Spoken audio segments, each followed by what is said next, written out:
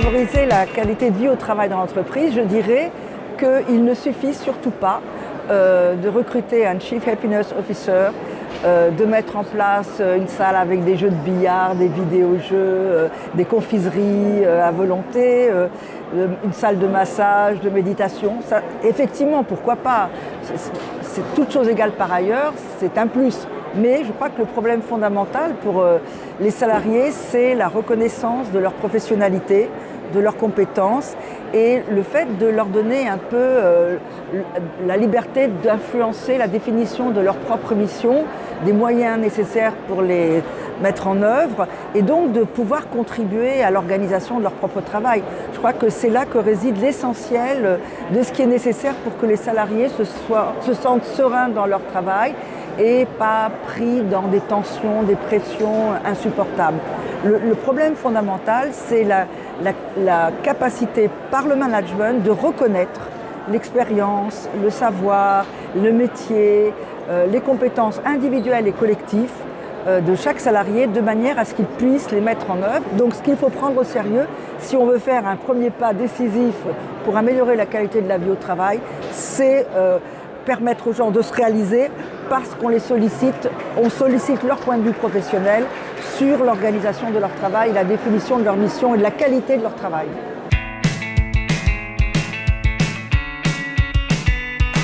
Alors je pense que la crise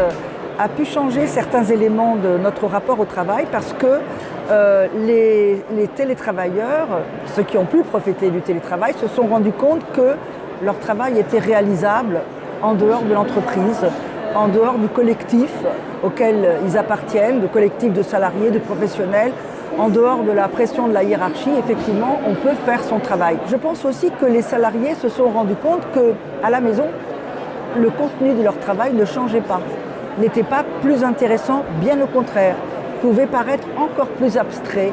encore plus formel, encore plus détaché des contraintes du réel. Et bien des salariés ont commencé à se poser la question de savoir pour qui, pourquoi et avec qui ils travaillent, à quoi ça sert finalement, parce qu'ils avaient le sentiment d'être un peu dans le vide, dans quelque chose qui relève de la fiction, du faire semblant, et il n'y a pas d'interaction véritablement concrète, réelle, charnelle avec les autres. Donc il y a à la fois ce sentiment que sur place, tout ce qui est organisé n'est pas nécessairement indispensable, je veux dire au niveau de l'entreprise, mais que par contre, quand on est tout seul chez soi, il manque l'essentiel aussi. Voilà, donc je crois que là, c'est aussi un sentiment extrêmement ambivalent, parce que beaucoup de salariés se sont dit, c'est très bien, je suis loin de la hiérarchie, loin dans les open space, des collègues avec qui je suis en concurrence et qui peuvent me regarder du coin de l'œil pour voir où j'en suis. Enfin, je suis loin de tout ça, mais en même temps, où suis-je ? Que fais-je? À quoi je sers? Et donc c'est vraiment un sentiment profond d'ambivalence et donc un questionnement sur le travail qui a pu surgir au détour de cette expérience du télétravail.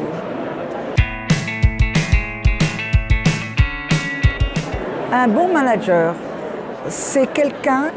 qui d'abord est compétent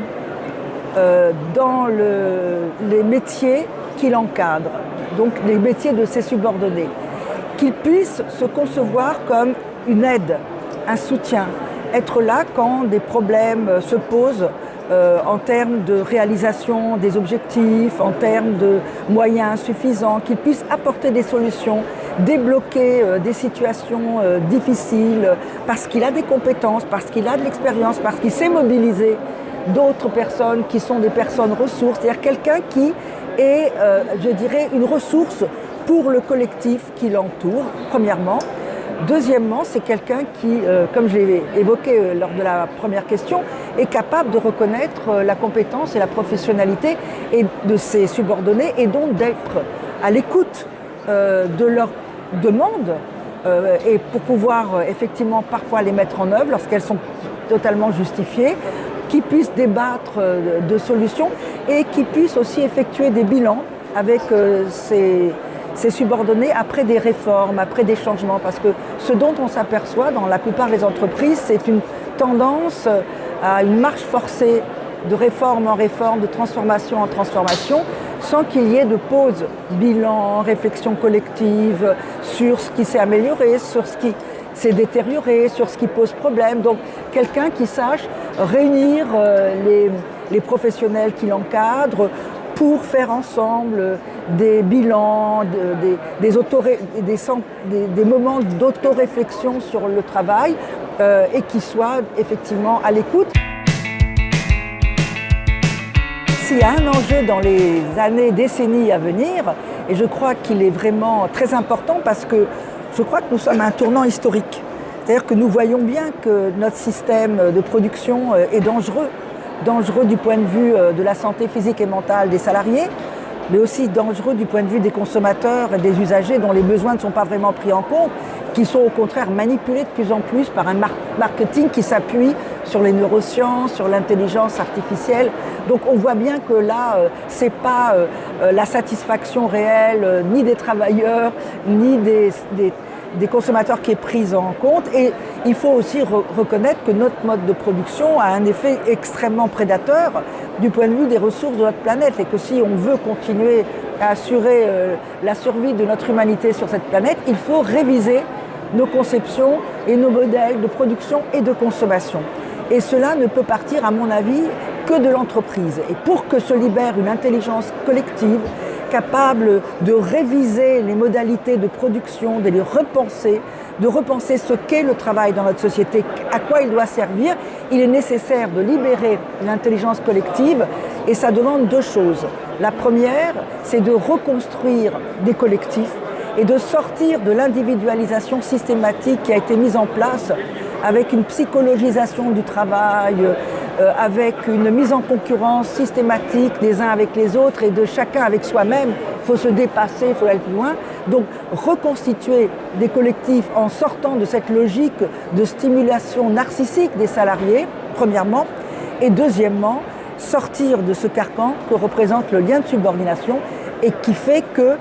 il est à notre époque de plus en plus vécu sur un mode personnel, ce qui fait que ça enferme chacun dans une docilité,